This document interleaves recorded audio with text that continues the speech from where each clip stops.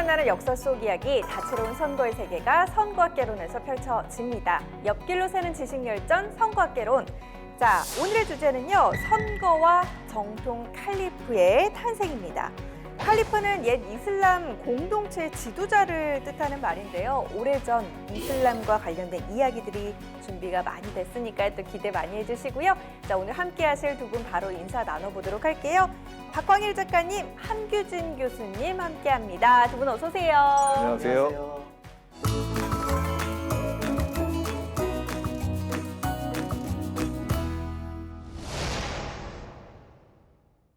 자, 오늘 주제에 맞게 제가 이제 이슬람식 인사를 좀 드려보도록 할게요. 알살라무 알라이쿰 맞나요? 알살라무 알라이쿰. 와 알라이쿰 알살람. 오. 발음이 좀 됐나요? 저도 발음은 잘 모르죠. 그냥 이렇게 외국어로 들리니까 뭐 외국어인가 보다 이제 하는 당신에게도 거지. 평화가 깃들기를 뭐 이런 뜻입니다. 평화의 종교 이슬람이다 이렇게 표현을 하잖아요. 뭐 기독교 그리고 불교와 함께 세계의 3대 종교로 알려져 있지만 지역 갈등과 또 종교 분쟁이 격화되면서 이 종교와 관련된 그리고 이제 이슬람에 대한 오해도 상당히 많습니다. 아랍의 예언자 이 무함마드가 610년에 만든 이슬람교가 어떤 종교인지 그 부분부터 좀 살펴보는 게 좋을 것 같아요. 이슬람은 일단 아라비아어로 유일한 신 알라에 절대적으로 복종하는 것을 의미한다고 합니다. 2020년 미국 여론조사기관 통계 결과 전 세계에 지금 19억 명 정도의 무슬림이 있다고 하고요. 지구촌 인구의 4분의 1을 차지하고 또 UN 정예원인 이슬람 국가만 지금 57개국이 있다라고 하는데요. 이 중에 한국인 무슬림들은 얼마나 될까요? 2018년 기준으로 우리나라 쪽에서 이슬람 중앙성원원 쪽에서 발표한 바에 따르면 한 6만 명 정도의 한국인이 있다고 하고요. 그다음에 이제 우리나라에 온 노동자들 또 이제 결혼으로 온 분들 중에서 이슬람권에서 오신 분들이 꽤 됩니다. 그런 분들을 합치면 한 25만 명, 26만 명 정도가 된다. 사실은 이제 한남동에 중앙성원이 생기게 된 배경은 이슬람교의 사원인 모스크가 우리나라에서는 처음으로 세워졌습니다. 서울 한남동에 세워진 이 건물은 사라센 건축 양식의 특이한 건물로 착공 2년 만에 완공됐습니다. 이날 개원식에는 사우디아라비아, 리비아, 쿠웨이트 등 17개국의 중동 지역 이슬람교 국가 대표들도 참석했습니다.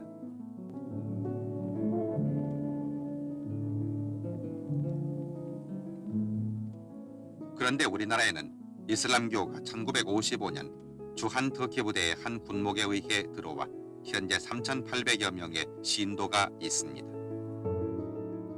우리나라가 1970년대 그러니까 중동 건설 붐이 있었을 때 그때 이제 가장 큰 시장 가운데 하나가 사우디아라비아였어요. 그래서 거기에서 지원을 해서 지금 이제 이슬람 성원이 들어서게 되면서 그때부터 이제 우리나라에는 뭐 신자들뿐만 아니라 성원도 같이 들어섰다라고 이렇게 전해지고 있습니다.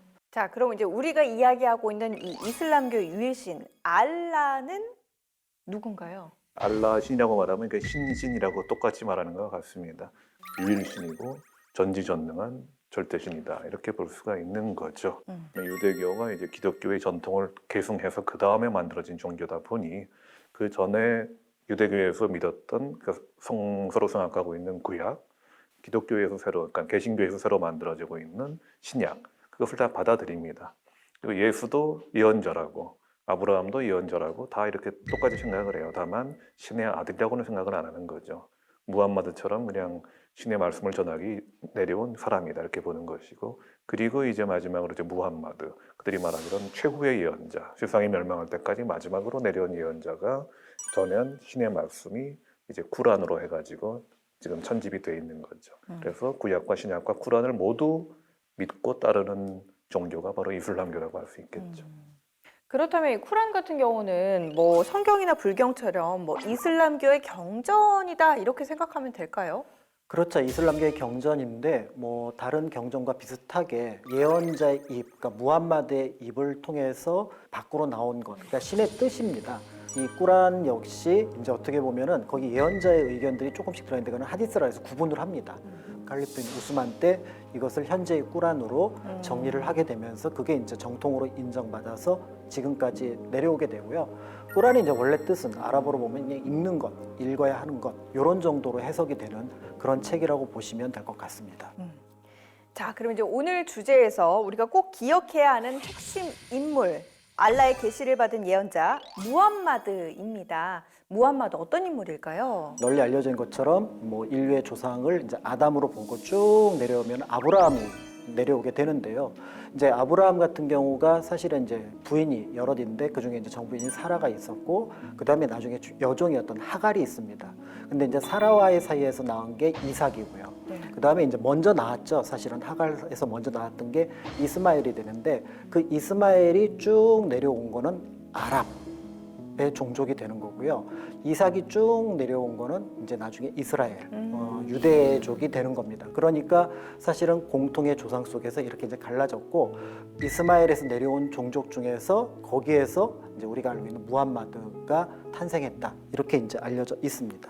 이 무함마드는 그럼 언제 좀 계시를 받은 거예요? 610년이라고 얘기를 하고 있는데 이때 무함마드의 나이가 40살입니다. 40살. 원래는 그 메카의 쿠라이슈 부족 중에 한 사람이었는데 6살 때 이제 그 아버지가 돌아가셔서 고아가 됐다 그러고 그 다음에는 이렇게 낙타몰이를 하면서 겨우겨우 생계를 유지하다가 하디자라고 하는 아주 돈 많은 과부와 결혼을 합니다.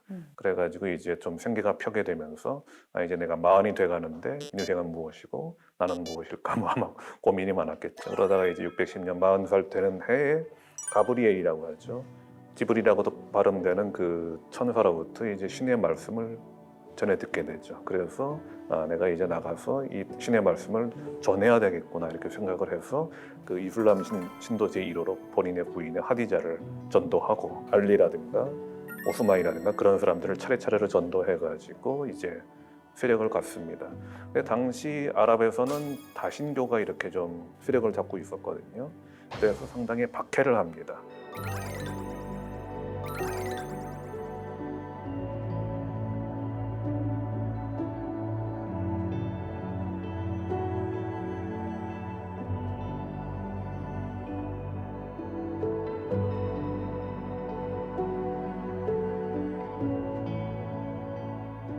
결국은 이제 헤지라라고 해서 그 살던 메카에서 메디나로 도망을 가고 그 메디나에서 세력을 키워가지고 나중에 좀 군사적인 방법을 통해서 메카를 점령합니다. 그래서 뭐 우리가 보통 얘기를 하잖아요. 뭐 어디는 뭐 전자제품의 메카다, 어디는 무슨 패션의 메카다. 그러는 것이 왜 메카라고 그런가 하면은 그 예언자 무함마드에게 중요한 도시였기 때문에 일단 거기서 태어난 곳이고 박해를 받았지만 이 메카를 다시 점령함으로써 이슬람교가 살아남게 될 수가 있었고 그러다 보니까 순례해야 된다. 그렇죠. 그게 있기 때문에 결국은 메카는 모든 사람들이 다 거쳐가는 모이는 곳이다. 그래서 뭐의 메카다 이렇게 표현이 되게 된 거죠. 그래서 메카를 점령하고 그다음에 아라비아 반도 전체를 이제 이슬람교로 만들어 나가기 위해서 어떻게 보면 종교 지도자인 동시에 군사 지도자이자 정치 지도자로서 공동체를 통치해 나갔던 거죠. 그러다가 이제 630년에 이제 죽음을 맞이하게 되는데 그때 메카로 마지막으로 이제 가면서 설교를 합니다. 그 설교의 내용이 뭔가 하면 모두들 기억해야 된다. 우리 이슬람교는 평등하다. 우리 무슬림은 평등하다. 그 누구도 다른 무슬림 위에 설 수가 없다. 이것만큼은 당신들이 모두 기억해야 됩니다. 하고서는 이제 숨을 거두게 됩니다. 그럼 이 무함마드 이후에는 누가 이끌어가게 되는 거예요? 후계자를 정하진 않았어요. 내부적으로 그 이전의 전통을 활용한 그러니까 umma라고 하는 이슬람의 새로운 어떤 공동체가 만들어지게 되거든요. 그러니까 이제 종교적 공동체가 만들어지는데 그 안에서 이 후계자 문제를 이제 해결하려고 하는 것들이 나타나게 되는 거고요. 이때 이제 네 번의 어떤 후계자가 이제 계속해서 약간 우여곡절을 겪지만 뽑히게 되는데 이들을 이제 우리가 칼리프라고 얘기를 하는데 후대에 볼 때 이들만 어떻게 보면은 제대로 좀 뽑혔다라고 해서 이 시대를 정통 칼리프 시대 그렇게 이제 부르게 되는 거죠. 무함마드 사후에 본격적인 그러니까 선거 레이스가 좀 시작됐다 이렇게 볼 수 있는 거잖아요. 그렇습니다. 후보자가 누구였어요? 당시 이제 무함마드의 굉장한 동지였죠. 그래서 아부바크르라고 하는. 근데 또 한편으로는 개인적으로는 이슬람에서 이제 부인을 열어둘 수 있는데 그 부인의 또 아버지이기도 했으니까 개인적으로는 무함마드의 장인이 되기도 했던 인물이었습니다. 네.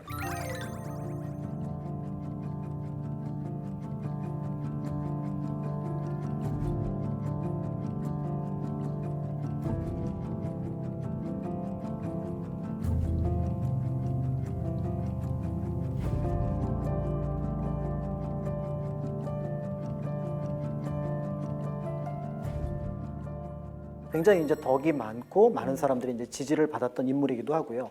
한편으로는 또 이제 당시에 전쟁터에 항상 나가서 최전선에서 싸우면서 무함마드를 도왔던, 그러면서 또 많은 사람들에게 지지를 얻었던 알리라고 하는 아들이 있었습니다. 그러니까 이 알리가 있었으니까 이제 젊고 그 다음에 뭔가 새로운 세대를 원하는 사람들은 알리를 지원할 그렇겠네요. 거고, 좀 안정적이라고 하는 사람들은 아부바크를 지원할 테니까 여기서 이제 조금 갈등이 생기기 시작했던 거였죠. 그러면 이 칼리프 같은 경우 어떻게 선출이 된 거예요? 뭐 투표를 통해서 선출이 됐나요? 투표를 해가지고 알리 한 표, 아부바크르 2표 그러니까요, 뭐 이렇게 하지는 않았고 아, 그래요? 이렇게 말하자면 안사르라고 해서 회의를 해요. 이렇게 모아놓고 이렇게 얘기를 하죠. 뭐 누가 낫다, 아니 누가 더 해야 되지 않냐, 이렇게 토론을 하고 얘기를 하고 뭐 나를 뽑아주세요 하고 우선 충성 맹세를 요구를 합니다. 이 충성 맹세하는 방법이 손 이렇게 한번 해보실래요? 이렇게 하면 저를 향해서 그러면 제가 이렇게 감싸 안습니다. 네. 그러면 저는 박주연에게 충성합니다. 뭐 이렇게 되는 거예요. 예, 그런 충성 맹세를 다 모아가지고 뭐 이만하면 거의 대부분 사람들한테 다 맹세를 받지 않았나? 그럼 당신이 칼리프 이렇게 되는 과정이죠. 그러면은 그렇게 해서 이제 그 1대 칼리프가 선정이 되었을 거 아니에요? 그렇죠. 누가 되는 거예요? 여기서 아부바크르가 상당히 협상의 달인이라는 걸 보여줍니다. 아, 그래요? 왜냐하면 그 당시에 있어서 결국은 선거라고 하면 약간 머리수 싸움이 될 가능성이 높잖아요. 그 메디나 출신의 사람들이 그 전체 말하자면 움마, 그 이슬람 공동체에서 숫자가 제일 많았어요. 압도적으로 많았습니다. 그러니까 그쪽엔 그런 거죠. 우리가 제일 많으니까.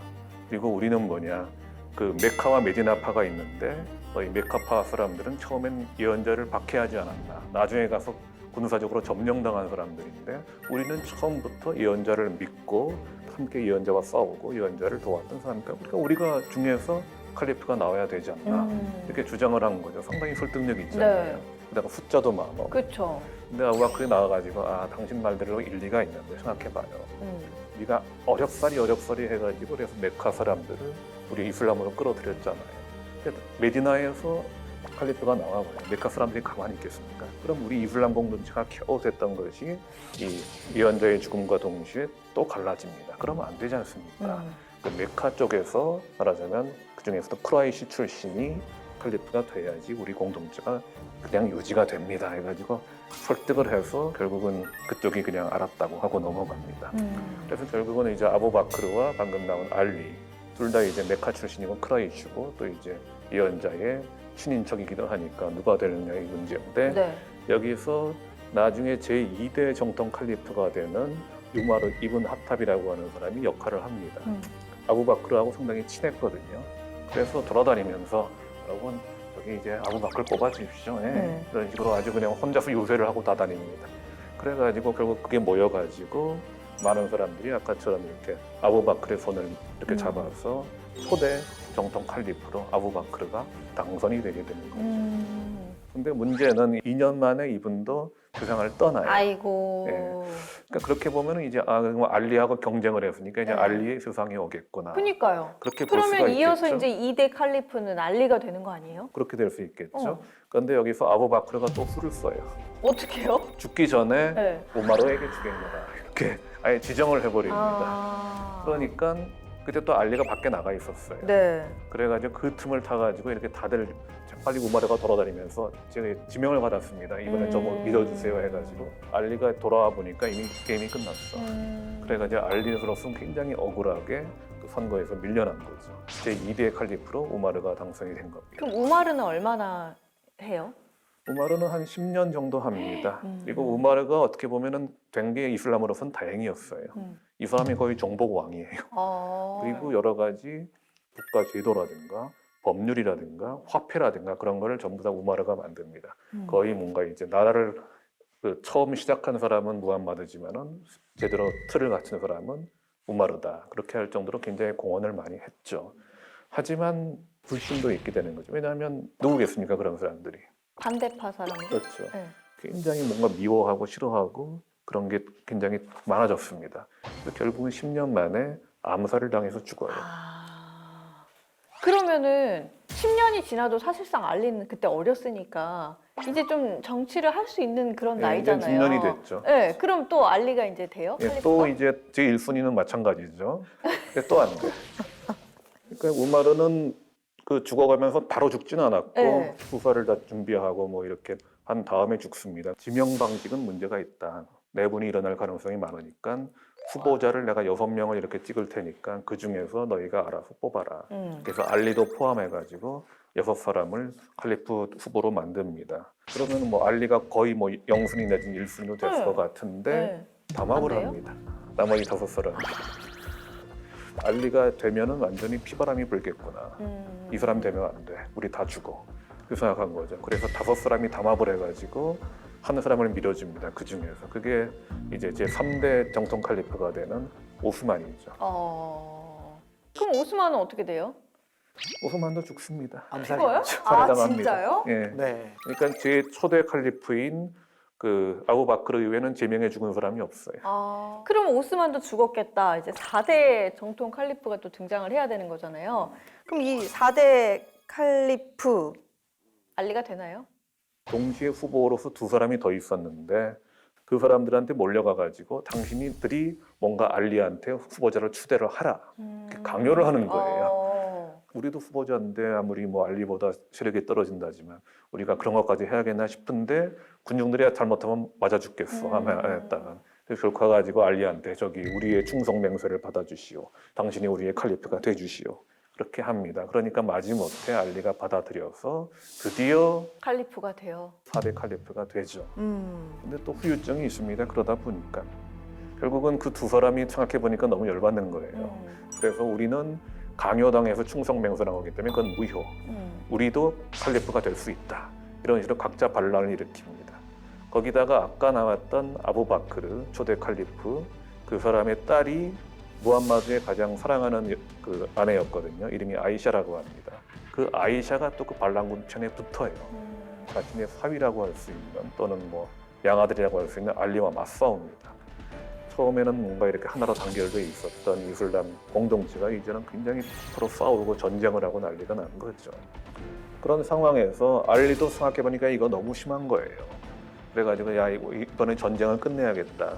우리 좀 이제 평화롭게 가자 그랬더니 거기에 또 반발하는 사람이 나와.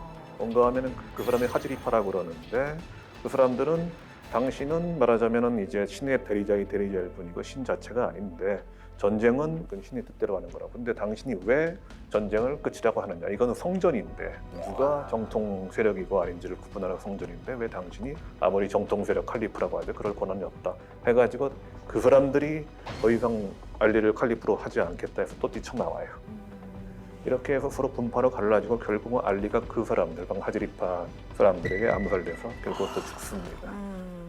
그러니까 사실은 이제 여기까지만 하더라도 알리의 지지파가 있었던 거지 우리가 알고 있는 시아파가 만들어졌다고 보기는 어려워요. 그런데 나중에 그 알리의 아들이 결국은 알리를 죽였던 세력하고 그다음에 나중에 이제 새로운 왕조를 열었던 세력에 의해서 그 아들이 모두 몰살당하는 상황이 벌어지게 됩니다. 그래서 카르발라라는 지역에서 그러니까 이 사건을 계기로 알리를 지지했던 사람들이 아, 알리가 너무 불쌍하다. 시아 알리라는 말에서 시아라는 말이 등장을 하면서 우리가 알고 있는 시아파가 되었고요. 똑같이 그 중동 지역을 이슬람이라고 얘기를 하지만 사우디아라비아를 중심으로 하는 세력들이 이제 예전에 있었던 정통 칼리프의 1, 2, 3을 지지하는 순니가 되는 거고 이라크 지역과 이란 지역은 알리를 지원하는 시아파가 되는 부분들이 있습니다. 이런 방식으로 해서 이제 정통 칼리프 시대가 끝나고 새로운 우마이야 왕조라고 하는 것들이 만들어지게 되면서 우리가 알고 있는 다음 역사로 이어지게 됩니다.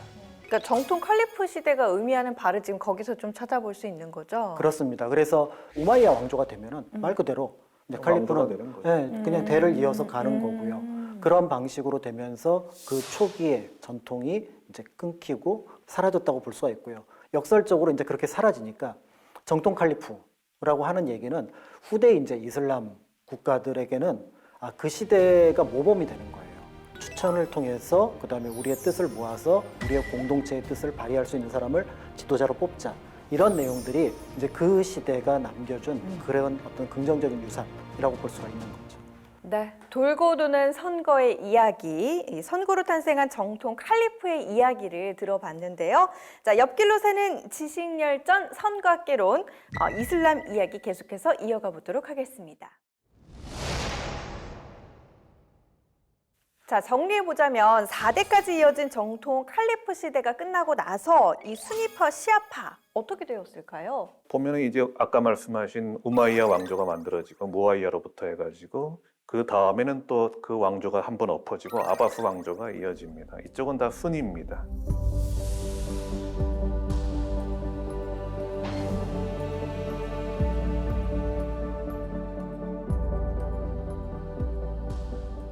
시아는 말하자면 비주류 세력으로서 계속 끈질기게 살아남은 거죠. 비주류다 보니까 약간 좀 과격하기도 해요. 그러다 보니까 민족주의하고도 약간 또 결합을 합니다. 우마이야나 아바스 대신에 시아파의 왕조도 만들어지게 되는데, 그리고 저 수니파 쪽은 가짜고 우리가 진짜 칼리프다 주장하게 되는데, 가령 이란에서 이란 민족주의하고 시아파의 그런 이제 비주류적인 거하고 결합해가지고 왕조가 만들어지고, 또 북아프리카에서도 마찬가지로 그런 결합이 만들어져가지고 파티마 왕조가 세워지고 그런 식이 됩니다. 지금 봤을 때는 전 세계 이슬람교의 한 80% 가까이가 지금 순니파를 따르고 있고, 시아파는 이란을 중심으로 해가지고 몇 개 나라에서 명맥을 이어가고 있습니다. 그런데요, 이 이슬람교가 오래된 만큼 아무래도 이제 오래전 우리나라에서도 뭐 무역이나 외교 같은 걸 좀 하지 않았을까 싶은데, 뭐 이슬람과의 교류 우리나라도 있었을까요, 예전에? 있었을 것 같아요. 일단 그 옆나라 페르시아하고 교류를 했던 흔적들이, 예를 들어 이제 원성왕릉이라든지 거기 보면은 페르시아 풍의 옷을 입은 사람이 등장을 하거든요. 심지어는 페르시아의 나중에 이제 12세기에 그 만들어지는 어떤 서사시긴 하지만 바실라 같은 경우 보면은 신라에 대한 이야기를 이제 다루기도 해요. 그런 면에서 볼 때 실제로 페르시아 옆에 이제 바로 이슬람이 있었기 때문에 그 영향을 받았을 거라고 보는데, 845년 즈음에 이제 그때 이제 책이 하나 나옵니다. 이븐 쿠르마 지바라고 하는 사람이 썼던 책이 나오는데 거기에 신라에 대한 언급이 나옵니다. 이븐 쿠르다 지바가 역시 어떻게 보면은 신라에 대한 내용을 알고 있었다는 얘기는 거꾸로 우리도 이슬람에 대해서 알고 있지 않았을까. 그러니까 이제 당시 뭐 대식이라는 표현이 등장을 한다거나 그런 면에서 교류했을 가능성은 충분히 있습니다. 고려 때 이제 쌍화점에 하는 게 쌍화점이요? 네, 그게 영화이기도 하지만 고려 가요이기도 네. 한데, 그 쌍화가 원래 이제 만두를 가리키는 삼사라고 하는 이 네. 지역의 특별한 만두를 가리키는 거거든요. 이제 연결해서 보면은 깊은 관련이 있지 않을까 이렇게 보고요. 집안으로 볼 때 이슬람권에서 넘어왔던 걸로 추정되는 집안들도 있습니다. 예를 들어 경주 설씨, 그다음에 이제 덕수 장씨 같은 경우가 그쪽이 이제 위구르라고 하는 지역에서 넘어왔던 사람들이에요. 이게 위구르 지역이 이슬람 국가였거든요. 그렇다고 한다 그러면 그들이 처음에 넘어올 때는 이슬람을 가지고 넘어왔을 거다. 참고로 경주 설씨 그러면 설총 생각하시는데 다릅니다. 한자가 다릅니다. 설총의 아버지는 원효대사잖아요. 불교 집안에서 갑자기 이슬람으로 개종을 했나? 그쵸. 그렇게 생각하시면 안 되고 전혀 다른 집안이다라고 보시면 될 것 같습니다. 네. 자, 이렇게 정통 칼리프 선거부터 한반도 속 이슬람 이야기까지 살펴봤는데요. 자, 오늘의 이야기 한 줄 평으로 정리해 보도록 할게요. 알라. 우리가 모두 평등하다는 것을 알라. 꼭 라임을 잘 타세요. 그러게 요즘에 공부하고 오시는 거예요. 네. 요즘에 한 줄 평이 참 뭔가 와닿더라고요. 알라. 저는 이제 모두 그러니까 같이 이해를 하면은 좋을 것 같은데, 어쨌든 편견을 가지지 않는 것, 그게 제일 좋을 것 같습니다. 그래서 있는 그대로 이슬람 이렇게 보면 좋을 것 같습니다. 네, 이렇게 한 줄 평 정리해 보도록 하겠고요. 자, 오늘의 선거학 인물 그럼 마지막으로 꼽아 보도록 하겠습니다. 선거학 인물로 어떤 분 좀 꼽아 오셨을까요? 조금 고민을 했는데 선거학 인물이잖아요. 네. 근데 이 사람은 사실은 선거를 안 하게 만든 사람이라서 케말 아타투르크라고 하죠.